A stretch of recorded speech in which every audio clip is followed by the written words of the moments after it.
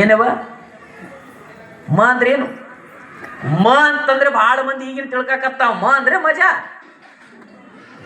ಮ ಅಂದ್ರೆ ಮಜಾ ತಿಳ್ಕೊಳಕತ್ತಾವ.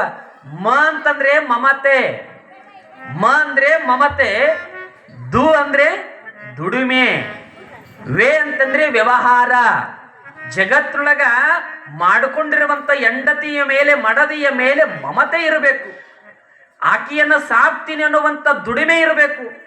ಯಾವಾಗ ನಿನ್ನ ಜೀವನದೊಳಗೆ ಸಂಸಾರವನ್ನು ನಾನು ನಡೆಸ್ತೀನಿ ಅನ್ನುವಂಥ ವ್ಯವಹಾರದ ಜ್ಞಾನ ಇರಬೇಕು. ಅಂದವ ಮಾತ್ರ ಈ ಜಗತ್ತೊಳಗೆ ಮದುವೆ ಆಗಬೇಕು. ಮದುವೆ ಅರ್ಥನೇ ತಿಳ್ಕೊಂಡಿಲ್ಲವ ಈಗಿನ ಮಂದಿ. ಮದುವೆ ಅಂದ್ರೆ ಸಾಕು ತಕ್ಕ ತಕ್ಕ ತಕ್ಕ ತಕ್ಕ ತಕ್ಕ ತಕ್ಕ ಕುಣ್ಯಾಕತ್ತವ ಈಗ. ನೀವು ನೋಡ್ಬೇಕಾದ್ರೆ ಮನ್ಯಾಗ ಮದುವೆ ವಯಸ್ಸಿಗೆ ಬಂದಿರ್ತಾವ, ಮನ್ಯಾಗ ತಂದೆ ತಾಯಿಗಿನ ಮದುವೆ ಬಗ್ಗೆ ವಿಚಾರ ಮಾಡಿರಂಗಿಲ್ಲ. ಅವಂತಿರ್ತಾವ, ಅಪ್ಪ ನನ್ನ ಗೆಳೆಯ ಅದಾನಲ್ಲ ಅವನಿಗೆ ಮದುವೆ ಆಗ್ಯದ, ಅವನು 2 ಮಕ್ಕಳು ನನಗೆ ಮದುವೆ ಮಾಡ್ತಾವ ಅಂತಾವ. ಮದುವೆ ಅಂದ್ರೆ ಸಾಕು ಈಗಿನ ಮಂದಿ ಕುಣ್ಯಾಕತ್ತಾವ. ಆದ್ರೆ ಒಂದು ಮಾತು ಹೇಳಕತ್ತೀನಿ, ಈಗಿನ ಮಂದಿ ಹೆಂಗೆ ತಿಳ್ಕೊಳಕತ್ತಾರ ಮದುವೆ ಅಂತಂದ್ರೆ ಮ ಅಂದ್ರೆ ಮಜಾ. ಯಾವಾಗ ನೀ ಮ ಅಂದ್ರೆ ಮಜಾ ಅಂತ ತಿಳ್ಕೊಂಡಿ ಅವಾಗ ಬಂತು ದುಃಖ.